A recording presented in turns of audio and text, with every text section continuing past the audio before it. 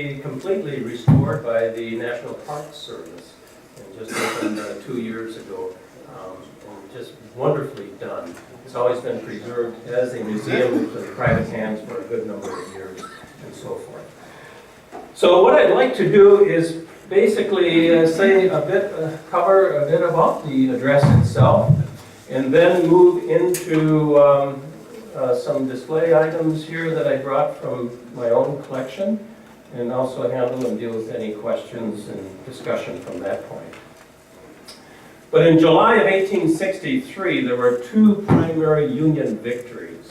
One at Vicksburg, which freed up the Mississippi River, and so from Cairo, that's how the people in Illinois pronounce it, Cairo, the southern tip of Illinois, which is also known as Little Egypt, all the way down to New Orleans, the Mississippi was open for navigation, and it divided, split the Confederacy east and west, and Lincoln said, "The father of waters goes on Vex." Then also in July of 1863, the second major battle, the turning point of the Civil War, the Battle of Gettysburg. And it's kind of interesting. It took place on July 1st, 2nd, and 3rd of the year, and those are significant dates as they celebrated the victory on July 4th, which is also Independence Day. So there is that grounding in the Declaration of Independence, the grounding of our nation, our national birth, which is also carried over into the Gettysburg Address by Lincoln. It's also significant, too, I think, that on kind of an act of history or coincidental, both John Adams and Thomas Jefferson died on July 4th, 1826. And then this battle, which gives a new rebirth, a new birth to our nation, concluded on July 3rd and celebrated on the 4th. So that's a bit of a significance. But the Battle of Gettysburg was the northernmost invasion of the Army of the Virginia, and after that victory, it put the Confederacy, the Army of the Southern Army, on the defense, and so it became a defensive war for them from that point on. Also, Lincoln was disturbed that Meade, who had just recently been appointed commander, did not follow Lee and defeat him as Lee retreated and crossed the Potomac once again. But you consider the casualties of this war. I mean, the Civil War altogether, there were something like 600,000 men who died. In this battle alone, close to 8,000 died. The carnage was massive. And that doesn't include the number of horses and animals also slaughtered in the event as they made charge. I mean, it was still an old-fashioned, they often talk about the Civil War as being a modern-day war. Yes, in some regards with air and all the other sea and so forth devices that they had, but still, they were pretty much lined up against each other, shooting at each other. And the turning point in the Battle of Gettysburg was, of course, Pickett's Charge, which was a massive bloodbath. But there were just thousands of bodies that needed to be buried. And they were buried in makeshift graves, and arms and legs often popping out. And those graves were disturbed by relatives coming, looking for their loved ones, and some being taken back to their home. Well, the event led to something needing to be done. And David Wills, who was a citizen of Gettysburg, David Wills was an attorney and a banker. He was about 32 years old. Proposed the establishment of a national cemetery at Gettysburg, which would be built pretty much next to Evergreen Cemetery, which was the city cemetery. And so he contacted Governor Andrew Curtin of Pennsylvania, and together they began to establish this cemetery. It was a state, many states were involved in the working and the burial of their own dead. The War Department provided the coffins, the caskets, and pretty much the state of Pennsylvania owned the land still at that time. So it's about a 17-acre piece of land that was set aside for the establishment of the cemetery. It pretty much, well, there's a whole movement in the mid-19th century for establishing rural cemeteries. And this movement was often you would develop the cemetery with a designer, and a person by the name of, I think, William Saunders is the one who developed many of these cemeteries across the country. But the movement involved establishing them with beautification, with ponds, and with picnic areas that families could go out to the cemetery on a Sunday afternoon and enjoy a family gathering, and also visit the graves of their loved ones. But Saunders is the one who developed the Gettysburg Cemetery there. And then the standard procedure was to dedicate the cemetery with an oration. Before Lincoln left Springfield, Oak Ridge Cemetery, where Lincoln eventually was buried, and is buried, was dedicated. It was actually in May of 1860. He and Mary Todd went to the dedication of Oak Ridge Cemetery, at that time about 5 miles out of the center of Springfield. And the speaker, the orator, was James C. Conklin, a personal friend of Lincoln's. And it is, Mary Todd was so touched by the location of Oak Ridge that she insisted upon the death of her husband that he would be buried in Oak Ridge. But the people of Springfield wanted him buried in the city itself as a tourist attraction, as an attraction. And they began to proceed and set aside the Mather property, which is now where the present state capitol stands.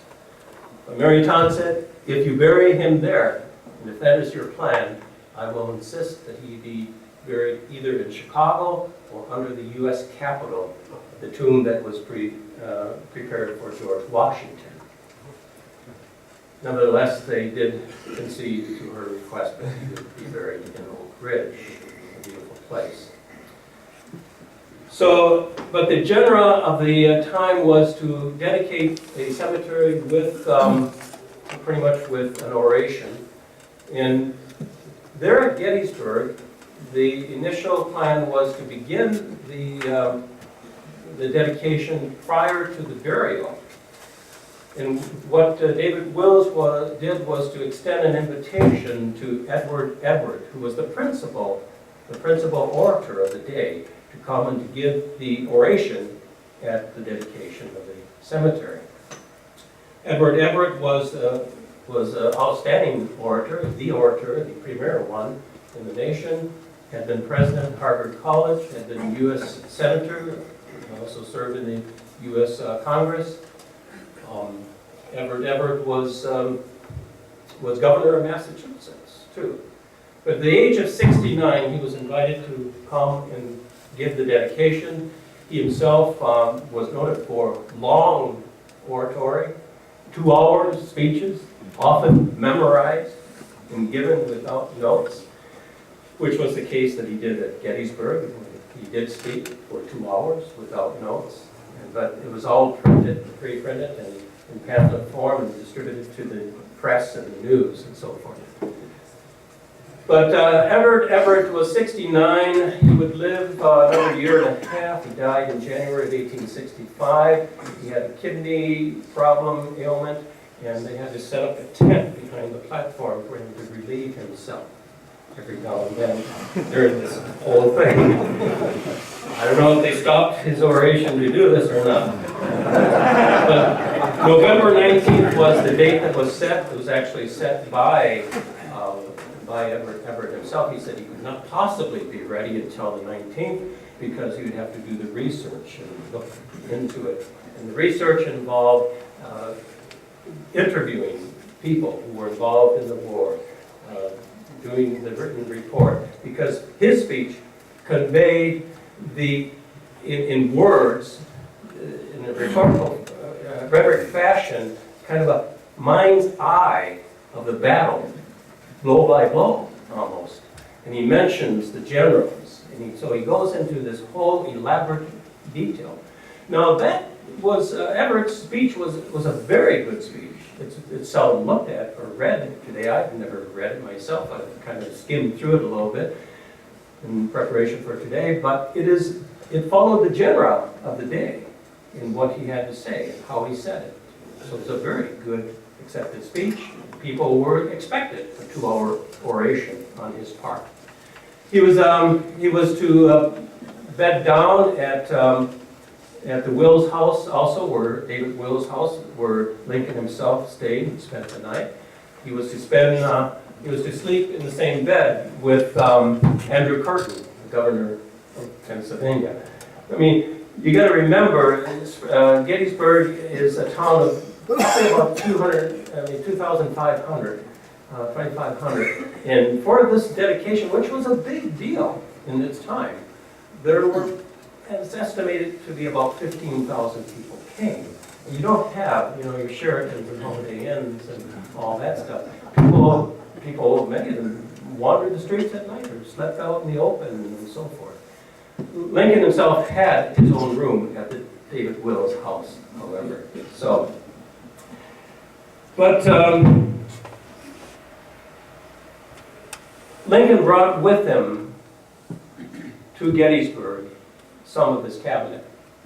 He had expected the whole cabinet to attend, but they had excuses and reasons, and again, it's not, you didn't have the press and all that stuff that you have today, with that kind of recognition of being there in the event. But only 3 of the cabinet members eventually came: Montgomery Blair, Postmaster General, and John P. Usher, who was the Secretary of Interior, came, and of course, William Henry Seward came, who was Secretary of State. Lincoln also brought with him his 2 secretaries, personal secretaries, who were John Hay and John Nicolay, and they came, along with his personal attendant, William H. Johnson, who was, as they referred to them at that time, colored man, a Negro, as they referred to African Americans at that time. And actually, William H. Johnson is someone whom Lincoln knew in Springfield, had an association with, and brought him to Washington to be his own personal attendant, barber, and help him shave and so forth, care for him. And there's a whole story about William Johnson and how he ran into difficulties with the White House staff and so forth. And eventually, Lincoln had to give him a different appointment. But he brought with him William H. Johnson. Lincoln wasn't feeling the best when he went to Gettysburg, and it revealed later that he had a slight case of smallpox. And so after he returned to Washington, he was in bed for several days, and it's always been surmised, did William H. Johnson give Lincoln smallpox? Because he had a case of it, and William Johnson died, I believe in January of 1864. Lincoln provided for his funeral, paid for his grave and funeral. And he's buried in Arlington Cemetery with a simple stone that says, William H. Johnson, citizen. It's kind of touching. All right, let's see. The folklore, a little bit of the folklore is that Lincoln wrote the Gettysburg Address on the back of an envelope on the train on the way to Gettysburg. That was promoted by Mary Raymond Shipman Andrew in a little book that still remains in publication called The Perfect Tribute. And the Perfect Tribute is noted as there was no applause after the Gettysburg Address, which is another folklore. There was a pause but there wasn't applause also. People were surprised how short your address was. Is he done? Type of thing. And I do have one of the early editions of that book over here. But the address in reality was written completely, almost completely in D.C. before Lincoln left for Gettysburg. He received the invitation the first part of November, though he had gotten wind of being invited. The invitation went out to him in the first part of November. David Wills wrote the invitation himself, who was the head of the dedication and so forth. And it was asking him to simply give a few appropriate remarks, that he would not be the principal orator of the day, but just a few appropriate remarks. The lineup for the day was Lincoln got up early in the morning, reviewed the battlefield with Seward and some guides, and then went back, had breakfast, and then made his way, left the Wills house, got on a horse, and there was a parade out to the dedicatory spot there in the cemetery. And Lincoln rode his own horse. Some of the other dignitaries rode in carriages, so it's kind of interesting there. But the invocation was given by the chaplain of the Senate, Stockton was his name, and the dedicatory, or the invocation, I should say, was a prayer that went on for almost 15 minutes, 8 times the length of the Gettysburg Address. And then it was followed by an introduction into Edward Everett, and some interlude music that was written, I think by somebody from the college there, but prepared especially for the occasion. Then Ward Hill Layman, a personal friend of Lincoln from Illinois, who also resided in D.C. as the marshal for the District of Columbia, but also was recognized as the parade marshal for this dedication. Introduced, Ward Hill Layman, in other words, introduced Lincoln to speak. Following the interlude of music there. Well, if you grew up in Illinois, you would certainly, as I did at one time, have to memorize the Gettysburg Address. I don't know if they still require that. But you do have a copy of the Gettysburg Address. It's not the original, it's a facsimile. So something worth millions here in your hands. But it is in Lincoln's handwriting. There are 5 handwritten copies in Lincoln's hand of the Gettysburg Address. And I think it's kind of like, if I studied scripture, you should read the scriptures. And if you're going to look at the Gettysburg Address, we should read the Gettysburg Address. So I can read it for you. Very familiar words. 77 years ago, our fathers brought forth upon this continent a new nation, conceived in liberty and dedicated to the proposition that all men are created equal. Now we are engaged in a great civil war, testing whether that nation, or any nation so conceived and so dedicated, can long endure. We are met on a great battlefield of that war. We have come to dedicate a portion of that field as a final resting place for those who here gave their lives that that nation might live. It is altogether fitting and proper that we should do this. But in a larger sense, we cannot dedicate, we cannot consecrate, we cannot hallow this ground. The brave men, living and dead, who struggled here, have consecrated it far above our poor power to add or detract. For the world will no note nor long remember what we say here, but it can never forget what they did here. It is for us, the living, rather, to be dedicated here to this unfinished work, which they who fought here have thus far so nobly advanced.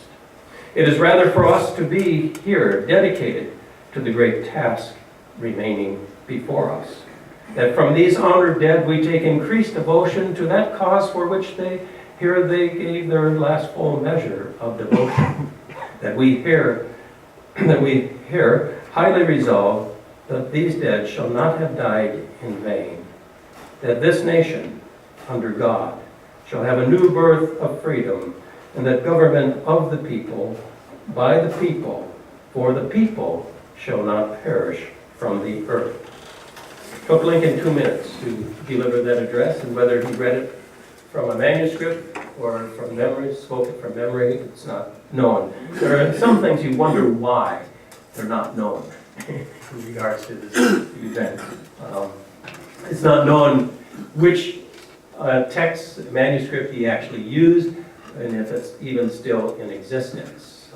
But most likely used the first and the second draft of it, and we can maybe say a little more about that later. Okay, first of all, what did Lincoln not say here?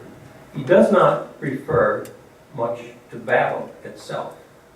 Everything that took Everett 2 hours to say, Lincoln says in 4 words what they did here. He doesn't speak much even about the occasion. The word here, H-E-R-E, is spoken several times in the text. Say here in the text. But, and so there isn't too much about the occasion. But what Lincoln does is he extracts the occasion from the event to give it a timeless quality. And we can ask, what is it that makes this speech so timeless, so enduring, and so yet so memorable even to this day, and so even current to our time? And there is also no reference to Lincoln himself. He doesn't say I, he says we, and he speaks about the occasion in more of a vague way. There are 2 different kinds of progressions in this text. There's the chronological progression of the past, the present, and the future. The past, 87 years ago, our fathers brought forth something that happened some 87 years ago. The present, now we are engaged in a great civil war. Speaking about the current event. And as Lincoln will speak, he will speak to the meaning of that current event, that present event. And the future, the task that remains before us. What is there yet for us to do as we move into the future? So there's that one movement or progression, chronological, past, present, future. There's also the not chronological, but the progression or the movement that is more organic, as Lincoln talks about conceived, born, dedicated, and last of all, testing. That's more of an organic progression. As you talk about a human life, living, we are conceived, we are born, we are dedicated, and we live our life as a testing. Conceived, thought of, first step towards birth. That this nation was conceived. Birth, brought forth, born, brought into existence. It's all biblical. There's a very biblical, strong biblical sense here. And writers have talked about, and people who visited Lincoln talked about how much more he read the Bible after Gettysburg. And then testing, or dedicated. So there's conceived, there's birth, and then there's dedication. Dedication. Kind of a biblical sense, even as Samuel was dedicated to God, bringing a child to the temple to be dedicated, circumcision. Sometimes we refer to baptism as a dedication. We don't do that as Lutherans, of course. Look at us at that, but some denominations will. And dedicated to the proposition that all people, all men, all humankind are created equal. And then testing, engaged in a test. All of life could be looked as a time of testing. The nation being tested, that out of this test shall come a new birth, a new meaning, a new freedom. So Lincoln is telling about a conversion experience almost. I mean, he grew up in the 1820s during the Great Awakening, the Second Great Awakening in the 1830s. Kind of a conversion experience, something new, that something new will emerge out of this encounter, this test of the Civil War. That God will warrant something new out of the sinful nature that we have lived in, and we shall be renewed. So there's a rebirth, kind of a birth of putting this nation into a new course, having a new meaning, a new direction. That out of the bloodbath of what they did here, we shall emerge with a new meaning, a new purpose as a nation. Lincoln, the whole sense of that opening sentence, 7 years ago, from the forth, a new nation, dedicated to the proposition of all men are created equal. That is the premise. That's the hypothesis of the whole speech. All men are treated equal. And this speech from Gettysburg is not formed out of vacuum. I mean, this is really a summary of what Lincoln was saying during the 1850s. It's a prelude to the second inaugural address, which reads like a theological treatise. But this particular address is a culmination of what Lincoln began saying in 1854 in Peoria, what he hammered at with the debates with Douglas, the Dred Scott decision, which declared black people, slaves, property. And Lincoln is going back to the roots of the Declaration of Independence, saying all men are created equal. And so he counteracted the Dred Scott decision. Yes, not the black person, the Negro, is not equal in all regards, but there are God-given rights that are entitled to him. The right to earn his own living by the sweat of his own brow, and so forth.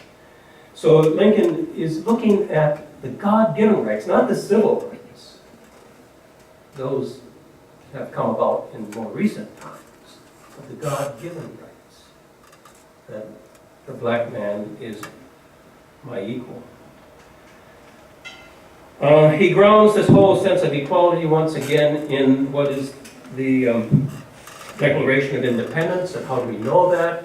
We know it simply because 7 years ago takes you back to 87 years, 1776, and if that's not enough, he quotes from the Declaration itself. Lincoln held to the Declaration more than the Constitution, more than the Articles of Confederation, too. But he extracts from the Declaration of Independence one principle. There are several self-evident truths in the Declaration, but he extracts from that one main principle, which he labels as a proposition, which is a mathematical term. Lincoln was very astute in mathematics, with Euclid, studied Euclid and so forth, and reading the volumes. But he labels that principle as a proposition that all men are created equal. And out of that principle, then he gives new meaning. A new meaning comes forth. That this is what this war is about. This is why these men have given of their lives and have so nobly advanced this cause, and why they should be remembered. Something about the imagery in the speech. There's the imagery of the biblical imagery, there's familial imagery, and then there is also the new birth imagery, and some of that I've touched upon already. The biblical imagery, a lot of biblical phrasing in here. 7 years ago, that's right from Psalm 90. where it says a man's life is 70, but by reason it is 80. This whole birth concept, the whole idea of simply calling this country a nation, if you go back to the Latin derivative, it talks about native, and nativity, setting this concept of nation together. But the whole thing of birth, rebirth, brought forth, conceived, dedicated, creation, fitting and proper, consecrate, devotion under God, all of that is so biblically rooted. It's debatable whether, some people will debate whether Lincoln used the phrase when he spoke it under God, because it's not in the first 2 drafts of the Gettysburg Address, but it is in the newspaper recordings of the day, that phrase, under God, so it's surmised that yes, indeed, he did use that phrase. But the other thing is the familial imagery, the familial, which means family here in this case. But he talks about our fathers. It was a common reference to the founding generation to refer to them as our father. But there's a biblical context to that too. But our fathers brought forth, meaning that we are connected as a people. We have a heritage and a legacy that needs to be lived out and carried out. And then the new birth, the war is attesting to bring about a rebirth of freedom for all people. The real timeless power, though, of the speech lays in the word dedicate. Dedicate. We have come to dedicate this ground. We cannot do that because those who gave their lives here have dedicated and consecrated it far beyond what we can do. It is already sacred ground, holy ground. Rather, we are to be about the task to dedicate ourselves to the task that remains before us. Now, in this whole address, Lincoln is following the pattern of the Greek eulogy, which is praise for the dead, but also advice and direction and challenge for the living. So he remembers the dead, but he challenges us, the living. And what is the challenge that he is laying before the people who are listening to his speech? Is it to finish the war? Well, if that was only the challenge, then this speech would die pretty much at the end of the war. Is it to restore the Union? Well, again, if that was the challenge, to just simply restore the Union, not simply, but to restore the Union, again, the speech would be forgotten about once things were restored. But rather, he looks at the birth of freedom, the government of the people, by the people, for the people. That is the challenge. Free government. For people to govern themselves. To set anew the course and the mission. A new course of freedom in this nation. And Lincoln, when he gave this address, he did not emphasize those prepositions of, by, and for. He emphasized the word people. And I love Aaron Copland's Lincoln portrait, narrated by Carl Sandburg, because he so emphatically, when he gives that closing line to the Gettysburg Address, really pronounces people. Because this is a people's contest, the Civil War was. It was a testing of self-government. People to govern themselves. So Lincoln, from this, the other interesting thing, he begins up here by nation, talking about a new nation, and he concludes with earth, people of the earth, perish from the earth. So there's a movement from just simply us being a nation to what our mission is for the world, for the earth, that free government should not perish from the earth.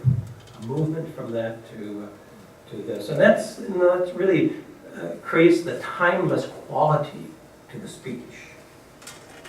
So In other words, then, just in summary here, Lincoln abstracts from the occasion a philosophy and ideology that is very pertinent to today, relative to today, our life for this time.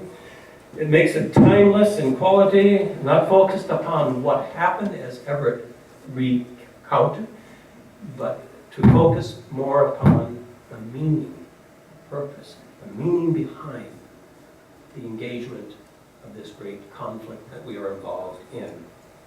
It has spiritual, philosophical, ideological meaning that connects to the founding fathers and is carried into the present day. Well, how was the address received by Lincoln? Lincoln himself felt that perhaps he had failed. He didn't hit the mark. He went back and sat next to Ordinal Layman. And Layman records that Lincoln said to him, "That speech will never score." You can't trust Ordinal Layman. But the real test of it was within 2 days. Everett wrote a letter to Lincoln expressing, "I wish that I could have expressed and gotten to the point of the meaning in 2 hours that you did so well in 2 minutes." So he was conscious of that brevity himself. And Lincoln felt very good about that, felt very, very uplifted, and wrote back to Everett saying, in effect, we each had our task.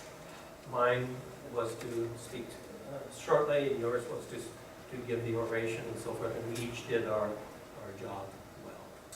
So forth. Well, there's so much more that could be said too. But sometimes I guess what people ask, how many, where is the Gettysburg Address in the original? It's not in your hands. This is a facsimile, a better facsimile of it, and this is what I made your copies from. This happens to be the facsimile that's owned by the Presidential Library in Springfield, which will be on display shortly as they celebrate the 150th. There's big events in Springfield around that time. I can't be in 2 places at the same time, so I chose to go to Gettysburg. But there are 5 copies of it. There's the John Hay copy. First of all, let me say the John Nicolay copy and then the John Hay copy. Those were given to both of his personal secretaries, and both of those copies, well, they're labeled first draft and second draft, thinking that perhaps Lincoln used one of those 2 to actually speak from. Neither of them had that phrase, "under God." The Gettysburg Address contains 272 words. Those drafts contain probably about 266 words, something like that, minus some other changes. Both of those are in the Library of Congress. There's a 3rd draft that was written to Everett for the, I believe, the New York Sanitary Fair. Sanitary fairs were kind of like fundraisers for the soldiers to raise money to find comfort for the soldiers and so forth. Those 2 drafts, that draft is, which is known as the Everett draft, is the one that's in your hand, and that's the one that's at the Presidential Library. The other 2 drafts, which were written for the Baltimore Sanitary Fair. The first draft that Lincoln wrote, he wrote it front and back on a sheet of paper. And they said, we want it on separate sheets, so he rewrote it on separate sheets and sent it to them. And the second sheet is actually dated and signed Abraham Lincoln. It's the only draft that's actually signed. The first one that he wrote for the Baltimore Sanitary Fair is called the Bancroft draft, because it ended up in George Bancroft's. These things were auctioned off to raise funds. And that's part of what the Sanitary Fair did. While they raised money, they solicit these responses from various people, and then they would auction this stuff off. But the Bancroft copy is at Cornell University, which I asked Ed, and Cornell is in Ithaca. He says, yes, it is New York. And it's at the Cornell University. It's my understanding, it's in a vault to 2 or 3 stories underground, well protected from terrorist attack or fire or whatever. That's there. But the last draft, which is then written for the sanitary fair, the 2 sheets and signed by Lincoln, that's in the White House, in the Lincoln Room, at the White House. So those are the 5 drafts. Somebody thought they came up with a first page. That was Lloyd Ostendorf back in about 1990, discovered this thing, and that's very debatable. Where the second page is. Maybe there's more, I don't know. There's some place that somebody's added, but probably not. But it remains a mystery as to which one Lincoln actually used. Any questions here, too? Time is so short. Covering this. Yeah, Tom? Mike, I'm sorry. George Reckling and Tim Milfeld tonight were talking about concerning the Abraham Lincoln movie, I just want you to comment. Is that vampire thing? Yeah, that has very little to do with Lincoln. It's not worth taking the time to The Lincoln movie itself is very excellent. It's very fine. It's a very good answer, Tim? Yeah, Daniel Day-Lewis does an outstanding job. I have some things here. There are a couple of drafts. This is the more rare stuff here. This is actually John Hay's invitation to the Gettysburg dedication. Wow. It's probably one of the prized things in the collection. This is a draft order signed by Abraham Lincoln for the state of Pennsylvania. This thing is extremely valuable. It's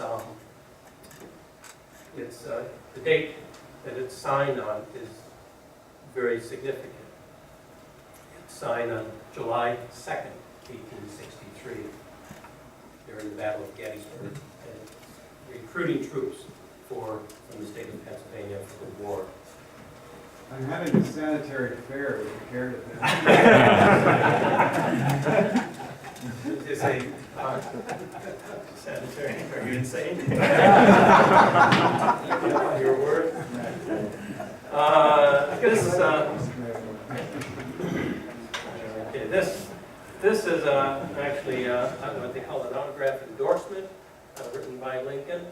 It's written in December 17th, 1862. I just recently purchased this from Christie's because I wanted it desperately, because most of the collection is going to Gettysburg College. And in this particular endorsement, he mentions William H. Johnson. In particular, you have an interest in Illinois, Lincoln in Illinois. So you got that Illinois connection, that Washington, D.C. connection, the Gettysburg connection, and the African-American connection with William H. Johnson. So he speaks of the colored man William Johnson came with me from Illinois, and I would be glad for him to be obliged if he could be so on and so forth. So those are a little bit. This too is Lincoln stayed at the Wills house. This is a recount of that written by Will's daughter of Lincoln's night and stay at the Wills house. 2 pages signed by Jenny Wills Quimsey.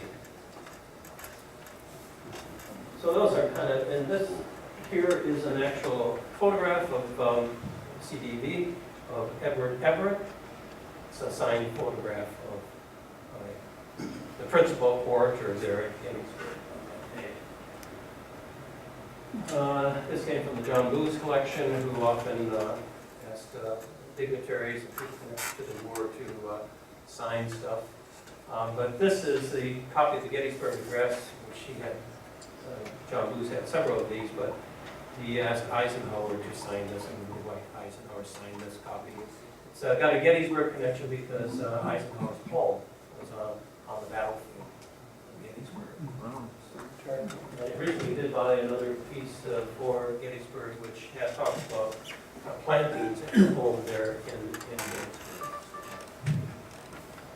The Will's house, a photograph of that, a little portion of the brick, these are little trinkets, some trinkety stuff too. Just one more thing to highlight here, and then maybe this too is another piece recently got. This is Woodrow Wilson's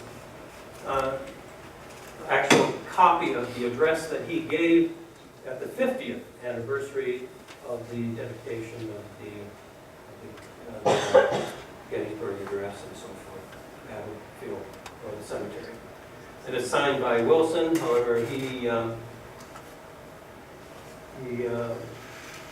July 4th, 1914. He, for some reason, put 1914 rather than 1913 on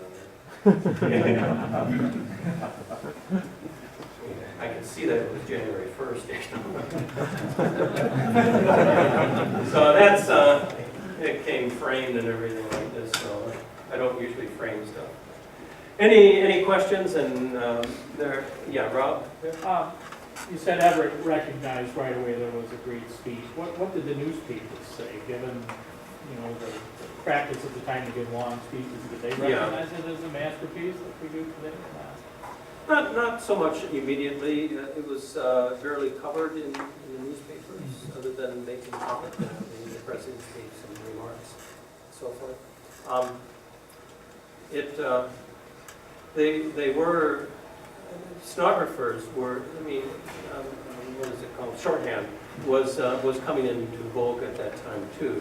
So they were able to get it down in that. But, and they do include that phrase under God, so that kind of gives it a sense that yes, that was a part of it. But it wasn't recognized immediately as a great speech.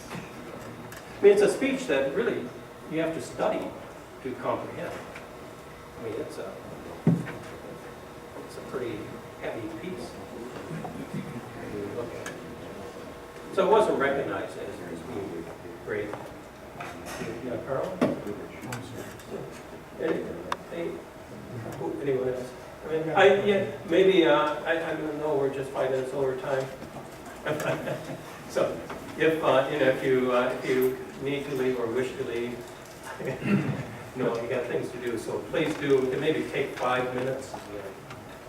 Is that okay, Chris? Yeah. Okay.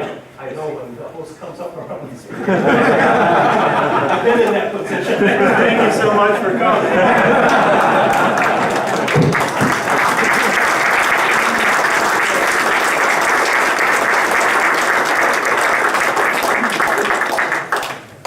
What we could do, just, if you have some individual questions, I can take around. I think so. Yeah. No, I think that'd be great, and I just personally wanted to say thank you for coming out today. It's always wonderful to have you here, and we'd love to see you more in church. I intend to do that. I know you're going elsewhere. I know. I also didn't want to. I miss it. No, we love having you here, and that's why we have so many guys on. Well, yeah. Thanks for the warm turnout. Welcome. Okay. These are really special treasures, so please come up and spend some time here. Don't rush off. But I also don't want to forget one special other event that took place on this day, and that's Gordon's birthday. He's cringing right now. But I think as we leave today, I think we need to send him off with a nice happy birthday song. So can we do that together? Happy birthday to you. Happy birthday to you. Happy birthday, dear Gordon. Happy birthday to you.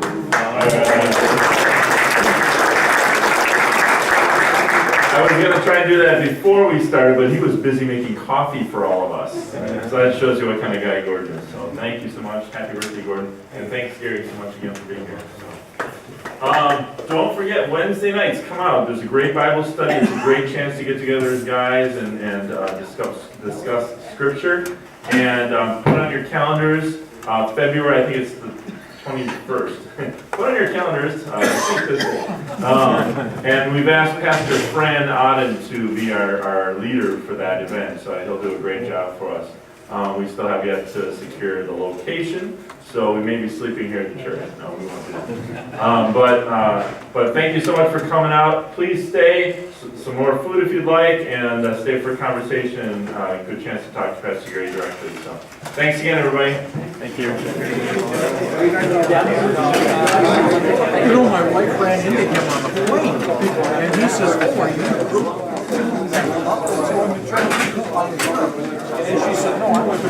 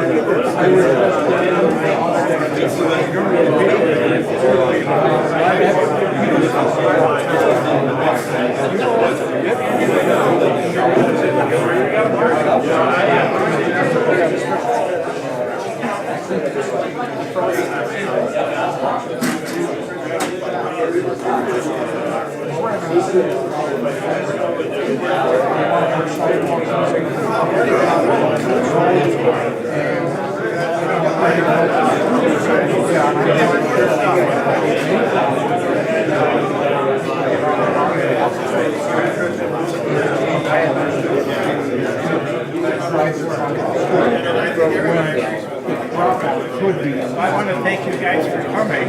You're the we're working a good job. This is really something else. It was at the house, and it was intended to build the house. What other guys are camera?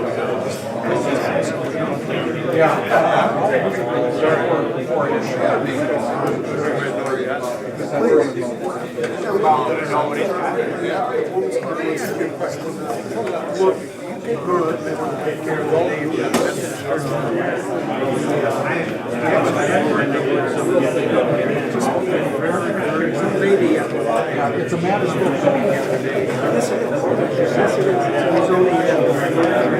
Anybody that wants to help with the cleanup, we'd love to help. and so the city return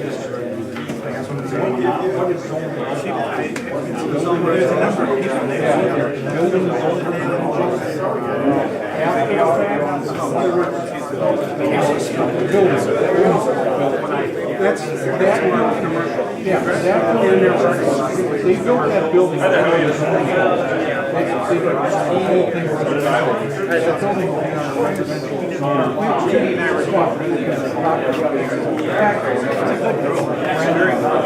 It was built for the zoning officers, election,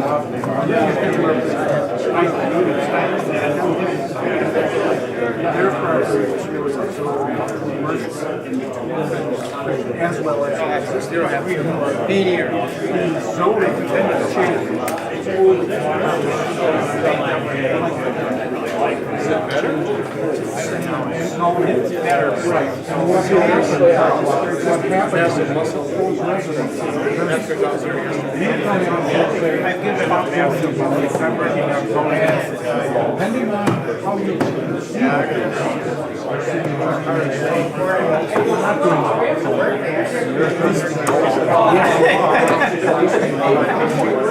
I'll tell you what, I'm gonna ship Levi over to your how much 308?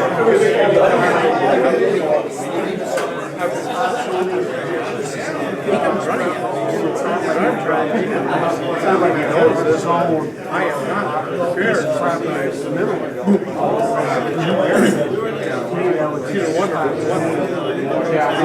This is like, one of the rocket scientists on the board.